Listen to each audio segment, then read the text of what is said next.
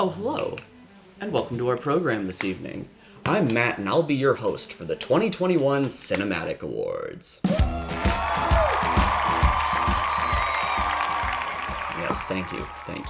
Here at CineMattic, we like to recognize those movies and TV shows that were the best of the year and my personal favorites, but we're unlike other award shows in a couple of ways. First off, we're not going to have a bunch of nominations and then only one winner for each category. Any movie or show mentioned is a winner because we like to recognize anyone we think deserves it. Secondly, our categories are a little different. You'll see. Thirdly, things can fall into more than one category because we recognize that movies and shows can be more than just a drama or a comedy. They can be both. So if you see shows show up in two places, that's why. And fourth, like all award shows, the CineMattic Awards are biased. But at least we'll admit it, because I'm just one man, and these are my opinions, so take them with a grain of salt, okay? Okay, enough prelude. Let's get into our first category, which are the Laffy Awards, which are the awards for the instances and moments in movies and TV that made me laugh the hardest. Psych 3, Sean and Gus. I need this purse, Gus!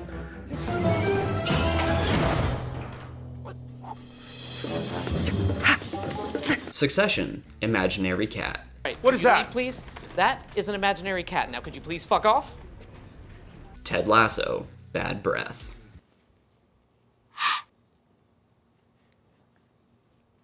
I think you might be dying.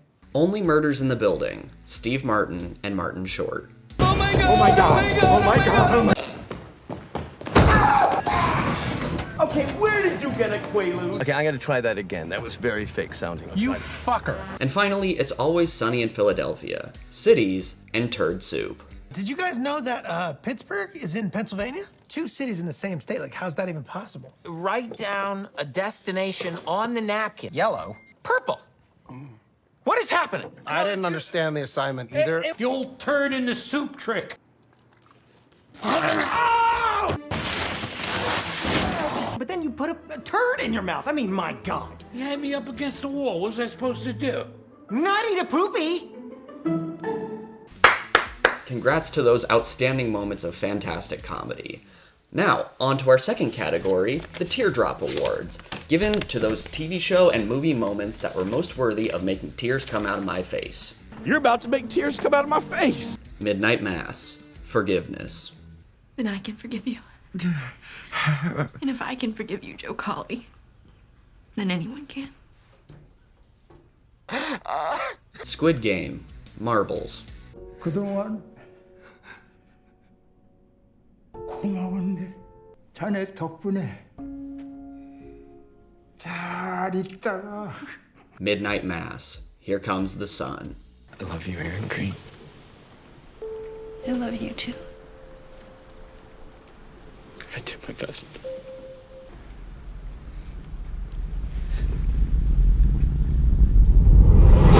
And finally, Ted Lasso, Opening Up. He was a good dad. And I don't think he knew that. I think he would have known how good he was. And stuff he didn't really care about being good at. I don't think he would have done it. And I wish I would have told him. I wish I would have told him more.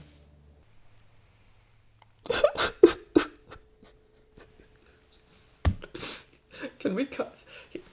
Now a word from our sponsor. Don't look at me. Waystar Royco is a family. Entertainment, news, and resorts. Waystar Royco? We do hate speech and roller coasters. Joining Waystar Royco, you're joining one of the most dynamic news and entertainment companies in the world.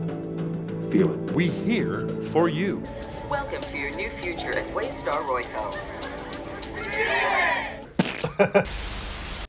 Fantastic.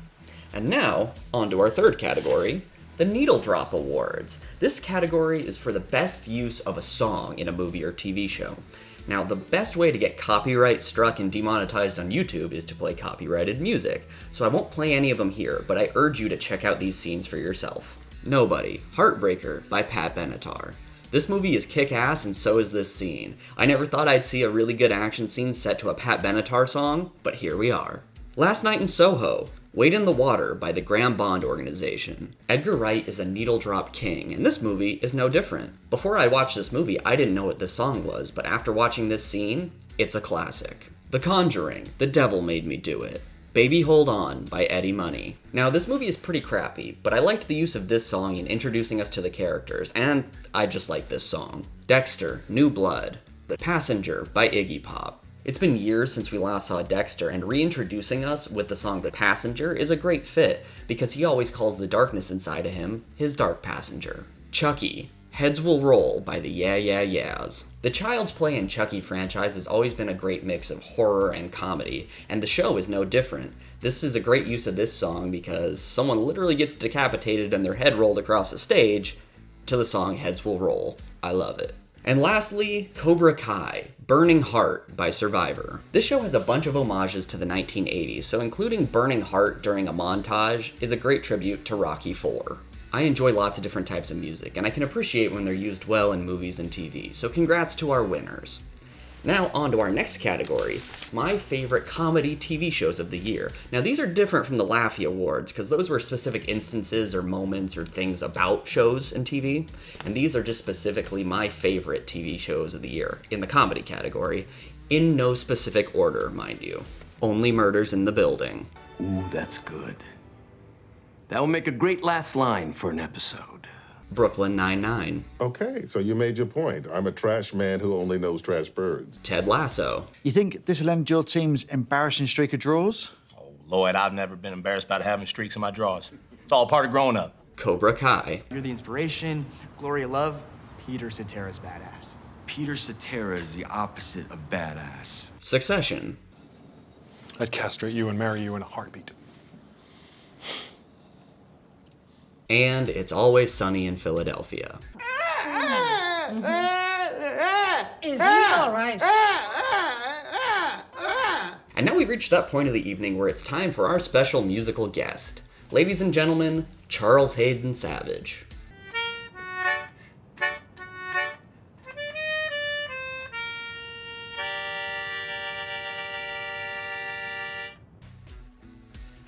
Okay, time for our fifth category, my favorite drama TV shows of the year. Once again, in no specific order. Midnight Mass. What happens when we die, Riley? I don't know. And I don't trust anyone who tells us they do. Mayor of Easttown. Became totally overwhelming, you know? Not being able to figure him out. Squid Game. 324번. Succession. It's fucking lonely. Hey. I'm all apart. Cobra Kai. I love you. I love you too, Robbie. And Dexter, New Blood. Harrison, you can trust me. Why the fuck would I trust you? Congratulations to all those shows. And remember, if your show didn't make the list, it's not necessarily because I didn't like it. There were shows I watched and liked that just didn't make the cut, and there's also ones that I haven't been able to see yet, because I'm only one man and I can't watch everything, despite what you might think. And now on to our final category of the day, my top 10 favorite movies of the year. This one is ranked number 10, Halloween Kills. Hey, I liked it, okay? If anyone's got a problem with that, they can fight me. Boo! You stink! Okay, what? You know what, buddy?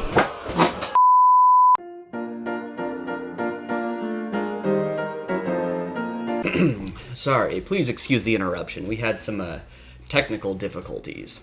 Now, back to the list. Number 9, No Time to Die. Is it my favorite James Bond movie? No. Did I enjoy myself and think it was a good send-off to Daniel Craig? Yes. Number 8. Nobody. Bob Odenkirk kicking ass. This movie's just a plain old good time. Number 7. Last Night in Soho. It's not my favorite Edgar Wright movie, but it's a damn good one.